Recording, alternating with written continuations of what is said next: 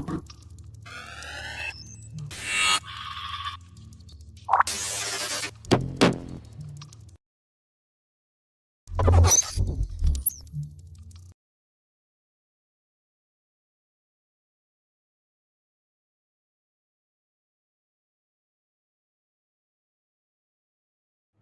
everybody, Dr. Ken here and welcome to another video. This one is tied in with a previous video I had earlier up about the 3 promises, and this one has got a lot to do with the first promise, which was I promise to be the best dad I can possibly be. Have a look through some of the other blogs that I've put up here and look for the one on 3 promises. This will all make sense. So as we're biohacking our mental health as men and as dads and fathers out there, it's very important that we tune ourselves in with our kids. A lot of parents make the mistake of trying to force our children to tune in with us. And that's very, very difficult when they're young because their brains simply haven't evolved enough yet for them to be able to tune in with us.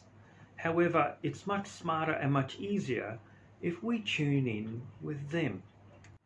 And a very, very simple way to do that is by asking 2 key questions at the dinner table. The first one really gets a sense about how your child has gone throughout their day, whether they've been at school or at work or at play. It really gives you as the dad or as the parent a sense of how well they are, what's on their mind, concerns they might have, and then how you as a parent can coach your children how to effectively and functionally solve problems as they emerge there and then without having to try to be a grown-up in a child's world, which is very difficult, as I said earlier, when they simply haven't got the brain development to do so. So the first question, and we start off with the negative side of things.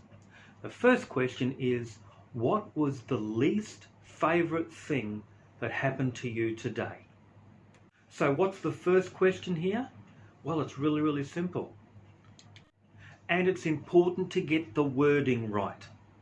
We don't want to use emotionally loaded terms because they apply a sense of blame or shame and guilt, which is something we don't want to overwhelm the child with. Again, this is because their brains haven't developed enough to understand the contexts of blame, shame, and guilt.